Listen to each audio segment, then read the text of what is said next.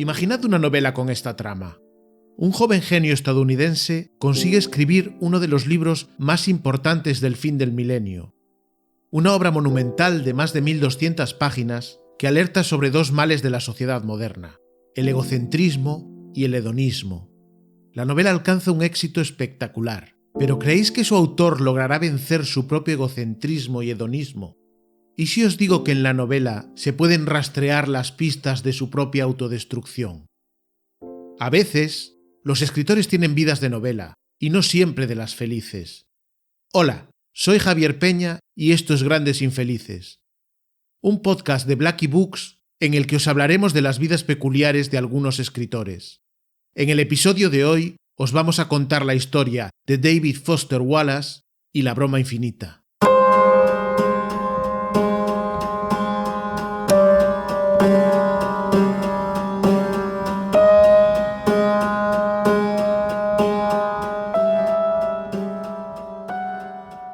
Comencemos con una pequeña historia, una de las favoritas de David Foster Wallace.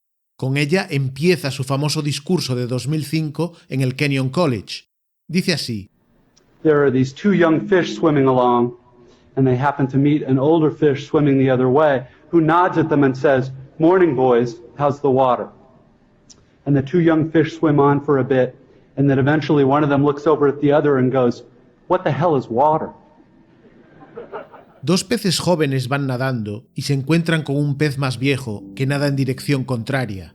El pez viejo los saluda con la cabeza y les dice: «Buenos días, chicos, ¿cómo está el agua?».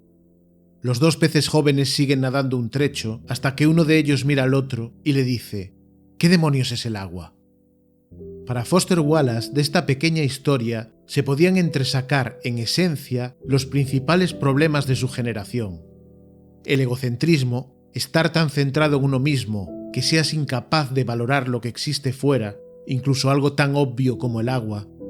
Y el hedonismo, dar las cosas por sentado, no conceder valor a nada que no sea el propio placer. Cuando Wallace les contó esto a los jóvenes universitarios del Kenyon College, no pretendía sermonearlos, solo relatarles la reflexión de alguien que lo había experimentado de la forma más dura. A lo largo de este episodio, veremos cómo la principal batalla de la vida de Wallace será contra su propio egocentrismo y hedonismo, y con la ayuda de los personajes de ese maravilloso catálogo de lunáticos que es la broma infinita, veremos cómo David Foster Wallace acabó siendo devorado por su mayor enemigo, David Foster Wallace. En un pasaje de la broma infinita, el señor Stipley se engancha a una serie de televisión. La serie en cuestión es MASH. Los que tengáis mi edad o seáis mayores la recordaréis. Era una comedia sobre un hospital de campaña durante la Guerra de Corea. Este personaje, el señor Stipley, se toma al principio su afición por MASH como un pequeño premio que se concede los jueves para compensar el estrés de toda la semana. He trabajado toda mi vida como un perro, dice. ¿Acaso no puedo darme este pequeño placer los jueves por la noche? Pero MASH es un éxito y empieza a emitirse todos los días de la semana. Los jueves los capítulos de estreno, el resto de días episodios antiguos. El señor Stipley decide que volver a ver los episodios repetidos también es importante para él. Pero los emiten a todas horas, en algún momento tendrá que trabajar. Lo que hace es comprarse un televisor diminuto para poder verlos en el trabajo. Por las noches deja de salir, ya no queda con sus amigos para ir a la bolera, solo ve MASH. El siguiente paso es ausentarse del trabajo. Su jefe, que le tiene mucho cariño, va a visitarlo para pedirle que no le obligue a despedirlo. Pero en ese momento ya es incontrolable. El señor Stipley no se levanta ni para ir al baño. Solo ve capítulos y capítulos de MASH. El final está cantado. El señor Stipley falleció justo antes de su cumpleaños. Murió en la poltrona, reclinada al máximo, viendo un episodio en el que Alan Alda no puede dejar de caminar dormido y teme que se esté volviendo loco. Lo primero que uno piensa mientras lee La broma infinita es de dónde sacaba Wallace todas esas ideas. Qué absoluta locura todo lo que sucede en la novela. Veremos que la respuesta, aunque os sorprenda, es de su propia experiencia. Deformada, agrandada por un espejo convexo, pero la fuente inicial siempre será su experiencia. Por ejemplo, si hablamos del señor Stipley, probablemente haya que retroceder a un día de 1988 en el que David llamó por teléfono a su madre y le pidió por favor que fuera a buscarlo a Tucson. David tenía 26 años y estaba en medio de la cuarta gran crisis provocada por su trastorno depresivo. La vez anterior había intentado acabar con su vida y le habían recetado Nardil, un fármaco que le acompañaría toda la vida. Un fuerte antidepresivo que será importante en el desenlace de esta historia, pero ya llegaremos a eso. Cuando le dio el ataque en Tucson fue porque David creía que ya estaba lo suficientemente bien como para dejar el Nardil, pero no lo estaba. Así que llamó a su madre por teléfono para que lo fuera a buscar, pero su madre vivía a 2.600 kilómetros. Antes de coger el coche, les pidió a 2 amigas que vivían cerca de David que fueran a cuidar de él.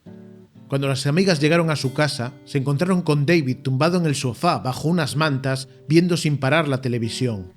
Se negaba a dejar de verla ni siquiera para comer y beber. ¿No creéis que en esa experiencia puede estar el germen de la historia del señor Stipley? Realmente en esa experiencia está el germen de la broma infinita al completo. Es difícil resumir su trama. Lógico, Wallace rehuía las tramas. Creía que quien daba una trama a su novela más que un novelista era un vendedor de detergente.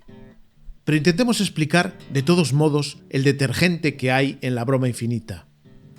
Es una distopía en la que Estados Unidos se ha anexionado Canadá y México. Eso ha provocado una reacción de diversos movimientos separatistas. Uno de ellos es un temible grupo de asesinos discapacitados en silla de ruedas de Quebec. Este grupo ha descubierto que existe una película llamada La Broma Infinita que consigue que la gente se quede pegada al televisor, viéndola una y otra vez y renunciando a beber y comer hasta la muerte. Los quebequeses buscan el máster original de la película para copiarla y distribuirla por Estados Unidos, convencidos de que una sociedad tan orientada al consumismo no se resistirá a ver la película, que así se convertirá en el arma definitiva. Como dice un quebequés: esto es lo que sucede cuando un pueblo no elige nada para amar por encima de cada uno de ellos mismos. Unos Estados Unidos que darían la vida y las de sus hijos por el llamado entretenimiento, por esta película, que morirían por la posibilidad de que se los alimentara con cucharaditas de esta muerte de placer, en sus cómodas casas, a solas, sin moverse. David Foster Wallace es uno de los autores clave del final del milenio por su capacidad para radiografiar los males de la sociedad tardocapitalista y anticipar la actual sociedad digital. Nota al pie: la vida de Foster Wallace no es tan apasionante como la de Karen Blixen o Mishima. Es una vida sedentaria en 3 o 4 localizaciones americanas, pero el hilo de sus pensamientos puede conducirnos a viajes siderales. Nueva nota al pie: el estilo de La Broma Infinita es inimitable e inconfundible, con su tono cómico y su mezcla de proposiciones, deducciones y vocabulario técnico, que a veces hace que parezca que estás leyendo un paper científico y no una novela.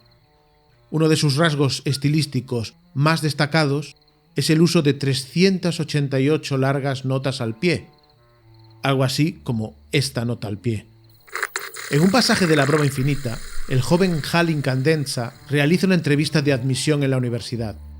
Al poco de comenzar la entrevista, Hal empieza a comportarse de forma extraña y despierta dudas entre los entrevistadores.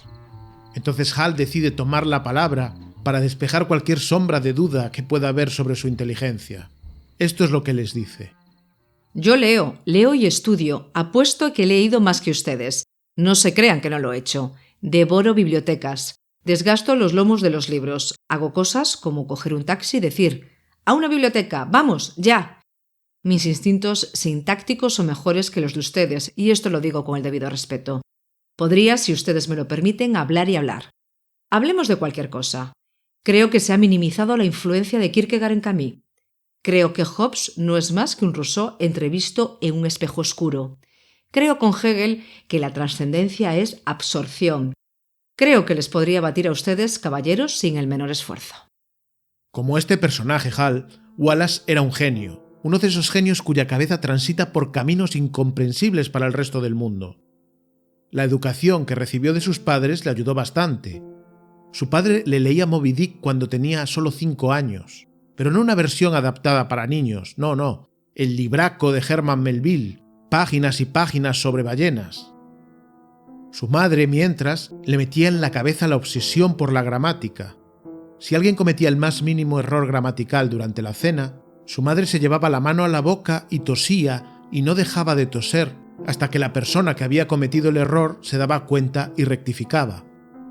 Cuando tenía 8 años, sus padres decidieron que en casa se dejaría de utilizar la palabra pastel, pie, y cada vez que quisieran nombrar un pastel, utilizarían el número pi, que también se pronuncia pie en inglés, con sus 5 primeros decimales, es decir, 3, 14, 15, 9. Para Mary Carr, que más adelante sería la pareja de Wallace, los padres de David eran unos monstruos que le inculcaron una idea de superioridad que lo llevaría por la senda de la infelicidad. Cuando en La broma infinita Hal termina de soltarle ese discurso lleno de vanidad al equipo de valoración de admisión en la universidad, empieza a hacer ruidos cada vez más raros. Suena como una cabra. Nota al pie, pero no penséis que me refiero a que suene que está como una cabra, sino que empieza a soltar balidos. Su tío, que lo acompaña en la entrevista, dice para disculparlo: a ver, ¿quién ha dicho que sea delito balar un poco? El retrato de Hal tiene mucho que ver con Foster Wallace. Incluye soberbia e inseguridad, genialidad y locura, los dos vectores en los que siempre se moverá, el genio asolado por los complejos. En un pasaje de La broma infinita, un personaje llamado Marlon no para de sudar. El asunto es que Marlon siempre estaba mojado, los brazos siempre con un murmullo de aguas, la camiseta siempre con una V oscuramente empapada, la cara y la frente siempre relucientes. El chico estaba siempre en la ducha y hacía lo indecible para estar limpio. Usaba talco, píldoras y parches eléctricos. Y pese a todo, este Marlon chorreaba y relucía. Una noche confesó que se dedicaría a la alta competición atlética solo para tener una excusa para estar tan mojado. Este Marlon representa uno de los grandes complejos de Wallace. Sudaba constantemente. Así que empezó a idear estrategias para que la gente no se diera cuenta, como pasearse con una raqueta de tenis y una toalla y que todos pensasen que sudaba por el deporte y no por un problema de sus glándulas sudoríparas.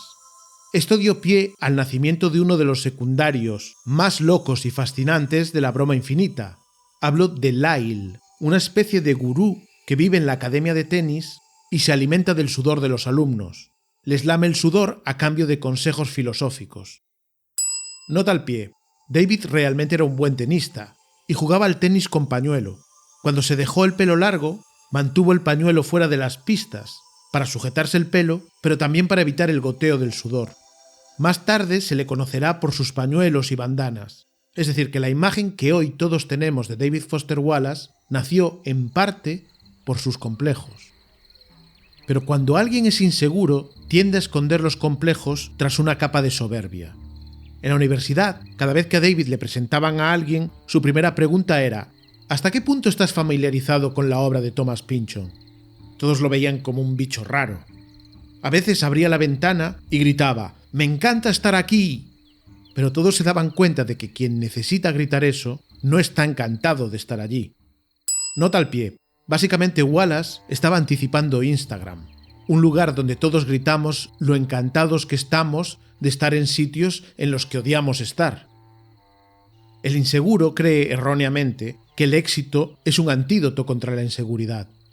Wallace estaba convencido de que si triunfaba como escritor, por fin sería aceptado. Depositó toda su fe en la inteligencia. Años más tarde, cuando dio el discurso del Kenyon College, ya sabía que era un error. Worship your intellect, being seen as smart, you will end up feeling stupid, a fraud, always on the verge of being found out. Si adoras tu intelecto, dice, el hecho de que te consideren inteligente, acabarás sintiéndote estúpido, un fraude, siempre a punto de ser descubierto. En la universidad, Wallace creía que no había nada más inteligente que la literatura posmoderna, con Pynchon a la cabeza. Nota al pie. Frente a la inmersión absoluta en la conciencia de los personajes de modernistas como Joyce o Virginia Woolf, los posmodernos apostaban por mostrar el artificio de la novela, mostrar que todo era un juego del autor. ¿Cuál era el problema? Que a principios de los 80, cuando David escribió su primera novela, el posmodernismo ya estaba totalmente pasado de moda. Había sido sustituido por el minimalismo de Carver, caracterizado por las frases cortas, la contención expresiva, vamos, todo lo contrario que Wallace. Da igual, David se embarca en una primera novela anacrónica que le servirá también como tesis universitaria. Se titulará La escoba del sistema, y estará inspirada directamente por la subasta del lote 49 de Thomas Pynchon. En la subasta, Pynchon deja la trama sin terminar. Wallace va un paso más allá y deja sin terminar incluso la última frase del libro.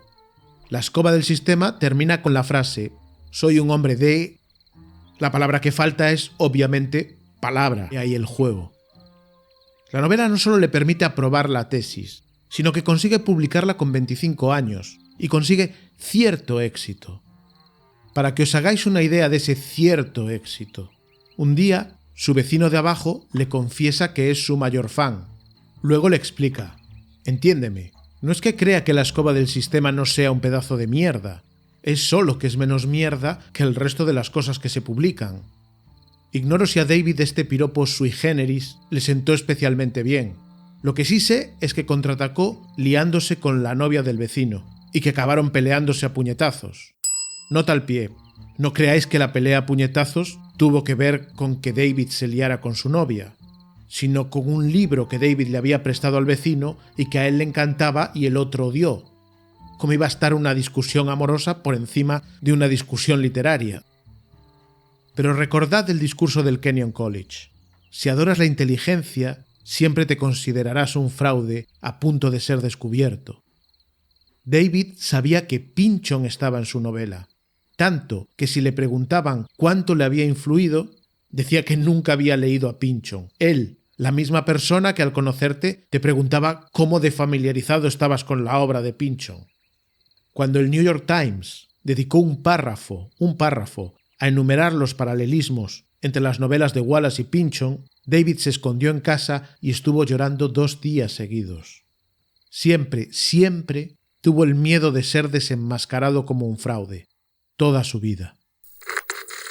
En un pasaje de La broma infinita, aparece la madre de Barry Loach, que tiene un único deseo en la vida, que uno de sus hijos sea sacerdote. Barry es el pequeño de una familia numerosa y cree que ese lugar le corresponde a uno de sus hermanos de más edad. Pero entonces, el mayor muere envenenado tras comer unas aletas de tiburón. El segundo se escapa de casa para casarse. El tercero solo quiere tocar el címbalo. Y así uno a uno van pasando todos los hermanos hasta que solo quedan Barry y otro. Da la casualidad que ese otro es el más creyente de la familia, así que satisfará el deseo de su madre de tener un hijo sacerdote. Barry suspira aliviado. Pero un día, el hermano creyente dice que ha perdido la fe en el ser humano y que renuncia al sacerdocio. La madre no quiere salir de la cama del disgusto. Barry sabe que tiene 2 opciones: dejar que su madre se muera de pena o convertirse él en sacerdote. Pero antes hace un último intento para convencer a su hermano de que el mundo no está tan mal. El otro le con un reto.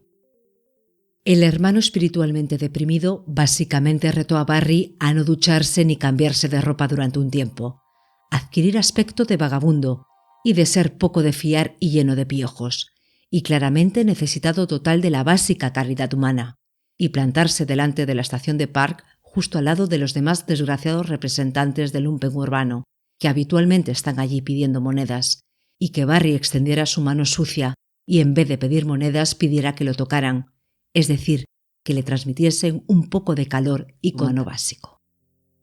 Si Barry lo consigue, su hermano volverá a abrazar la religión, así que lo intenta.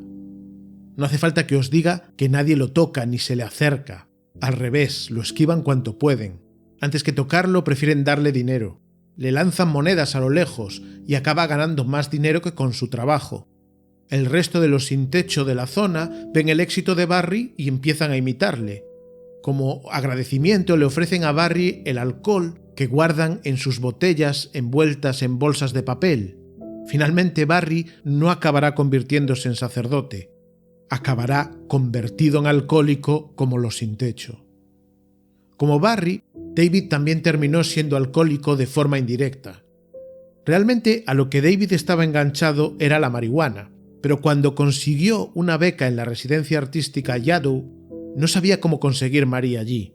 Conoció entonces en la residencia al escritor Jay McInerney, un gran bebedor que lo convenció para que bebiese junto a él. A David no le gustaba demasiado el alcohol, pero no tenía marihuana y deseaba caerle bien a McInerney, un escritor que entonces estaba mejor situado que él. Así que bebió con Jay McInerney y acabó enganchándose. Al salir de Yadow, comenzó a dar clases y un amigo le prestó su apartamento. David se bebió todo el mueble bar y antes de que nadie se enterase, reemplazó las botellas y luego volvió a bebérselas todas. David iba a clase con resaca, con una raqueta en una mano y una carpeta de los osos amorosos en la otra.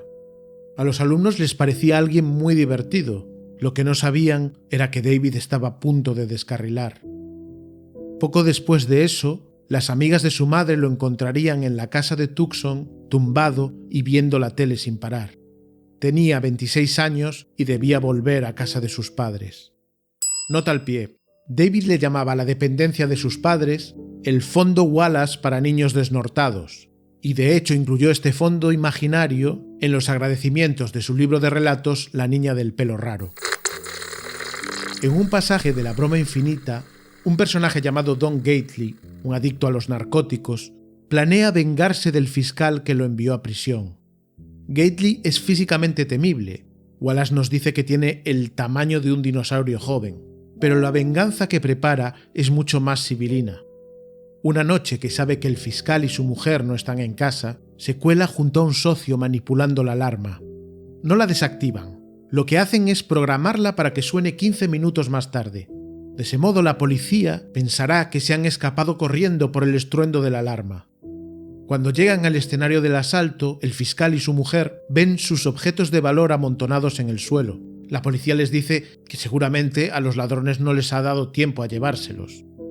Al principio, el miedo a que los ladrones desconocidos puedan volver y completar el trabajo atenaza al fiscal y a su mujer, pero gracias a una intensa terapia psicológica consiguen superarlo.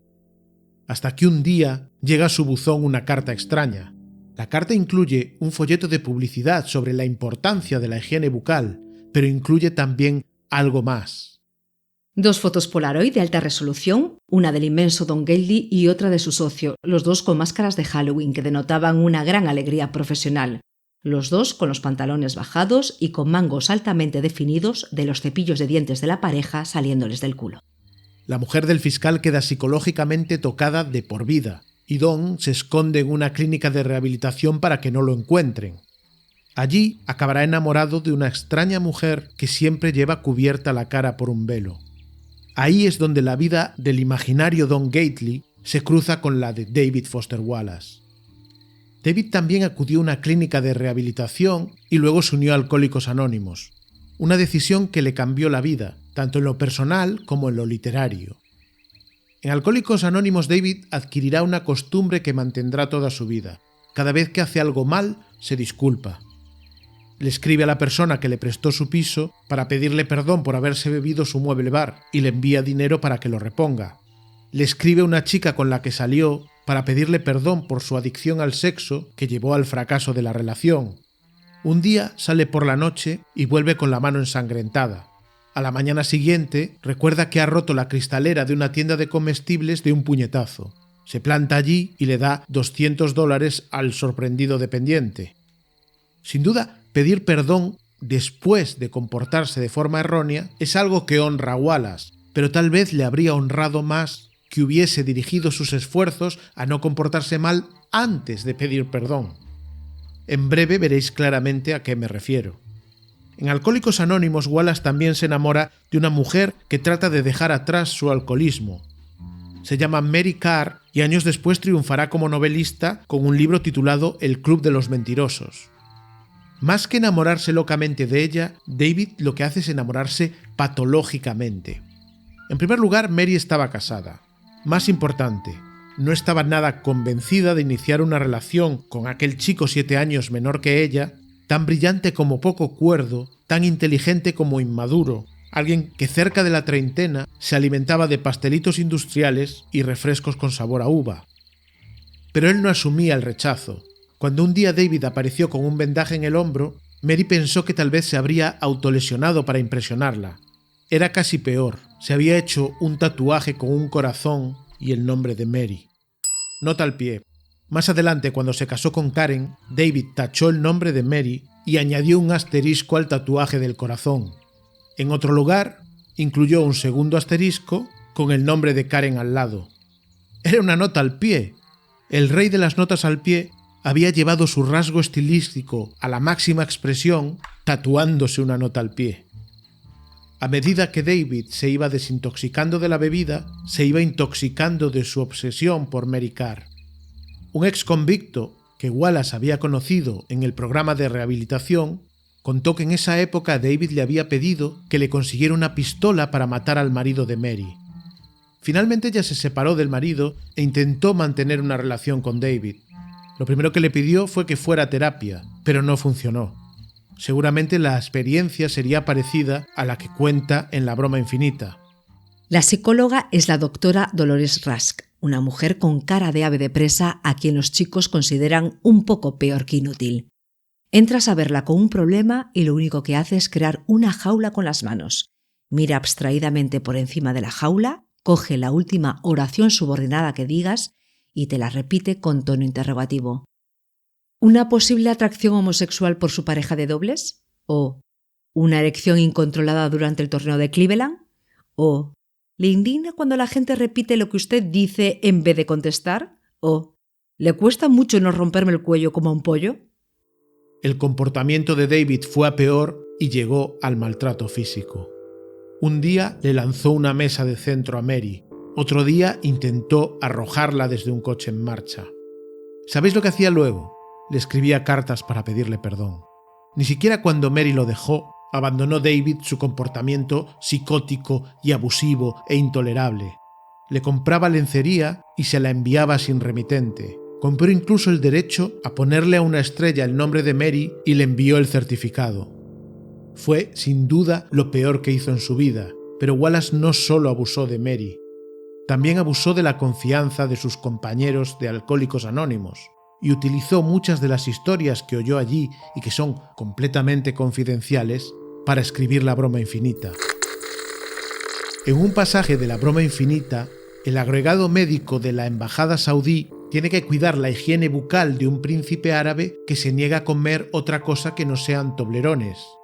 El déficit alimentario lleva al príncipe a sufrir candidiasis bucal, y aunque el trabajo del agregado médico saudí está muy bien pagado, es bastante asqueroso. Una tarde el agregado médico llega cansado a casa y decide ponerse una película para distraerse, una cualquiera que encuentra en un sobre acolchado. 6 horas más tarde, su mujer, que ha salido, se lo encuentra pegado al televisor, con los pantalones mojados. La mujer llama en voz alta a su marido, pero no obtiene respuesta. Él seguía mirando fijamente lo que tenía delante, y eventual y naturalmente ella notó que la expresión del rictus de su cara parecía muy positiva, extática incluso se podría decir, y eventual y naturalmente ella dirigió su mirada y siguió la línea de visión de su marido hacia la pantalla. Por supuesto, lo que está viendo el agregado médico es la película asesina titulada La broma infinita, y una vez que su mujer echa la primera ojeada, tampoco podrá apartar ya la vista de ella. Esa película es el gran símbolo de la novela. Es el símbolo de un poder en la sombra que nos controla gracias a nuestro egocentrismo y nuestro hedonismo. Wallace había sido adicto a la televisión, había sido adicto a las drogas y el alcohol, había sido adicto al sexo, había sido adicto a su obsesión por Mary Karr. Él no era estúpido, era consciente de que tenía una predisposición natural para la adicción, pero estaba convencido de que no era únicamente algo personal. Pensaba en toda su generación, personas privilegiadas económicamente, personas que lo habían tenido todo, y sin embargo los veía mucho más tristes y abatidos que a las generaciones anteriores. Habían dinamitado la vieja autoridad paterna, familiar, religiosa, social, pero habían fallado al sustituirla por otra cosa. Habían cubierto el vacío mirándose el ombligo. En el discurso del Kenyon College advirtió de los peligros que esto entraña. Everything in my own immediate experience supports my deep belief that I am the absolute center of the universe. The realest, most vivid and important person in existence. We rarely talk about this sort of natural basic self-centeredness because it's so socially repulsive, but it's pretty much the same for all of us. Todo lo que conforma mi experiencia inmediata, dice, apoya mi creencia en el hecho de que yo soy el centro absoluto del universo, la persona más real, nítida e importante que existe. Casi nunca pensamos en este egocentrismo tan natural, porque es socialmente repulsivo, pero en gran medida, en el fondo, todos lo tenemos. El egocentrismo nos lleva al vacío, y el vacío se cubre consumiendo productos de entretenimiento que al final acabarán consumiéndonos a nosotros. En La broma infinita, Foster Wallace aventura muchas de las cosas que van a pasar. Por ejemplo, los filtros de Instagram, que hacen que la gente tenga miedo de salir por la calle para que nadie se dé cuenta de que sin filtros son mucho más feos. O, por ejemplo, que cada espectador elegirá su entretenimiento audiovisual a la carta, y eso hará desaparecer a la televisión como espacio publicitario central. Lo que hacen entonces los anunciantes es lanzarse a colonizar el resto de espacios. Una idea brillante de la novela es que en ella los años dejan de ser un número para convertirse en años sponsorizados. La mayor parte de La broma infinita sucede en el año de la ropa interior para adultos de Penn, pero también sucede en el año de la hamburguesa Whopper o en el año de la muestra de snack de chocolate Dove. Nota al pie. Los publicistas de la novela se basan en los años chinos para desarrollar esta idea. Si existe el año del mono, dicen, ¿por qué no va a existir el año de la hamburguesa Whopper? En un pasaje de La broma infinita, Lamont Chu, uno de los mejores jugadores de tenis de 11 años de América, sufre por la envidia que le generan los tenistas adultos que aparecen en revistas. El único deseo de Lamont es ser como Michael Chang, un tenista de origen asiático que gane un Grand Slam. Lamont le pregunta a Lyle, ese gurú que lame el sudor a cambio de consejos filosóficos, cómo superar esa envidia que no le deja ni comer ni dormir. Lyle le explica a Lamont que a los tenistas adultos quizás les hizo ilusión la primera vez que salieron en las revistas.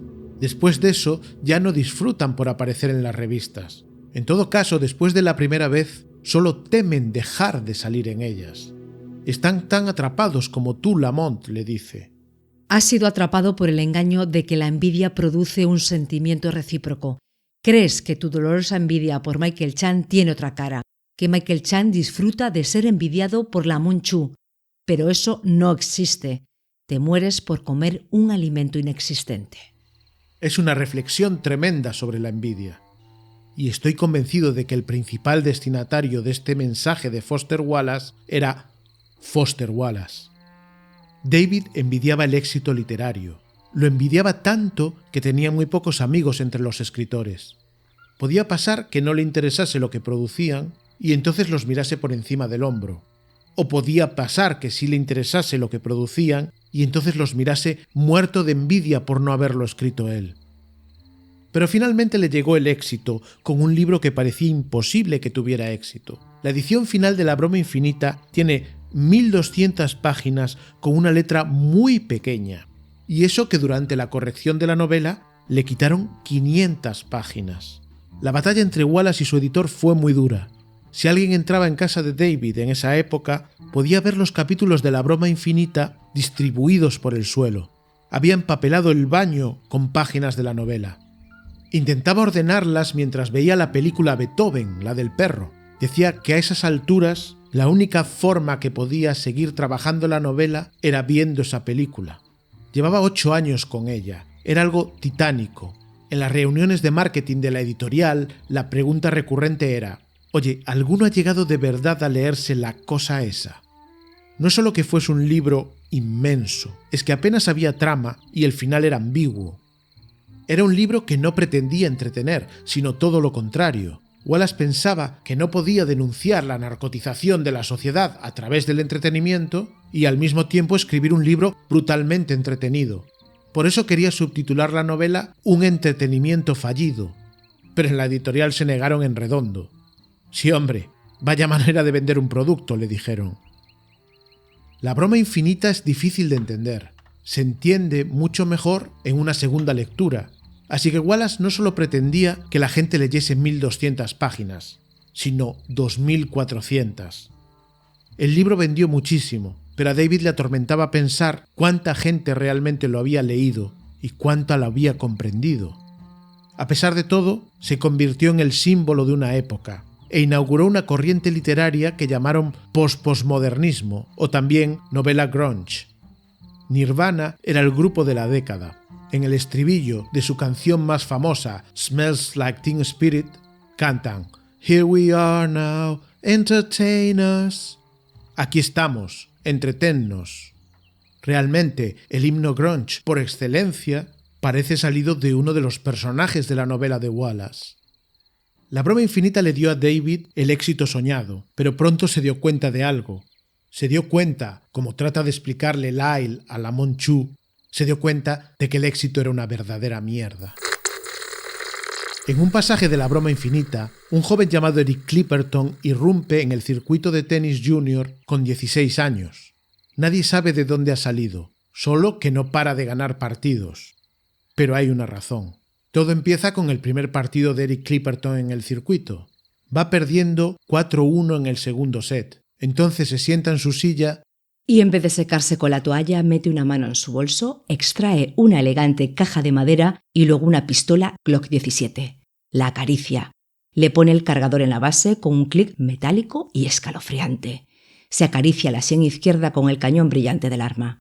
Clipperton sube los escalones hasta la alta silla del árbitro con su blazer azul puesto. Se sienta y usa el micrófono para anunciar su intención de volarse los sesos sobre la superficie de la pista si pierde el partido. Clipperton juega el resto del partido con la Glock apuntando a su sien izquierda y la raqueta en la mano derecha. Es un incordio para el saque, pero da igual. Su rival apenas le devuelve los golpes. ¿Quién querría causar la muerte de su adversario por un partido de tenis junior? Ni aquel rival ni ningún otro. Los tenistas se dejan perder o no se presentan al partido cuando el sorteo los cruza con Clipperton, y él va acumulando trofeo tras trofeo. Pero los informáticos que controlan las estadísticas no contabilizan sus victorias al no considerarlas válidas, hasta que se produce la absorción de México por parte de Estados Unidos. La Asociación de Tenis entonces incorpora a un informático mexicano que no tiene ni idea de quién es el tal Clipperton. Lo único que ve es que ha ganado todos los partidos y lo coloca en el número 1 del ranking. El día que ese ranking se publica en una revista, Eric Clipperton se pega un tiro en la sien con su pistola Glock 17. La historia de Clipperton parece toda una parábola del éxito. Primero, la obsesión por conseguirlo. Segundo, la insatisfacción por haberlo conseguido. El síndrome del impostor, el convencimiento de no merecerlo. Wallace deseaba sobre todas las cosas ser un escritor exitoso, pero cuando lo consiguió le pareció un espanto. Para celebrar el triunfo de La broma infinita, su editorial organizó una gran fiesta en un espacio glamuroso de Manhattan. David se pasó la mitad de la noche en una sala privada del piso de arriba observando lo que ocurría en la fiesta por la ventana, y la otra mitad de la noche en el baño. Todos pensaban que se estaba metiendo coca, pero en realidad iba a escupir tabaco de mascar y a esconderse. Para Wallace la fama era el enorme ojo sin párpado de Sauron en la cima de su torre de Barad-dûr en El Señor de los Anillos. El ojo te presta toda la atención en un momento, pero cuando el anillo aparece en otro lado, inmediatamente gira y te deja en la oscuridad. Wallace vivió los 11 años siguientes de su vida asegurando que no le importaba que el ojo de Sauron lo devolviese a la oscuridad, pero al mismo tiempo buscaba compulsivamente escribir una novela que fuese aún mejor que La broma infinita. A ese intento inconcluso lo llamó El Rey Pálido. Nota al pie, el escritor Jonathan Franzen decía que le ponía muy nervioso que Wallace nunca reconociese lo competitivo que era. En una lectura que dieron juntos hubo una guerra fría por decidir quién leía el segundo, en teoría un puesto reservado para el autor de más prestigio. Finalmente fue Franzen el que leyó el segundo. David le dijo, «No, lee tú, a mí me da igual», pero Franzen no terminó de creerle. Nota al pie de la nota al pie. En el fondo, Wallace seguía prefigurando la actualidad. Los 80 habían vivido el auge de los yuppies y la competitividad era un valor en alza.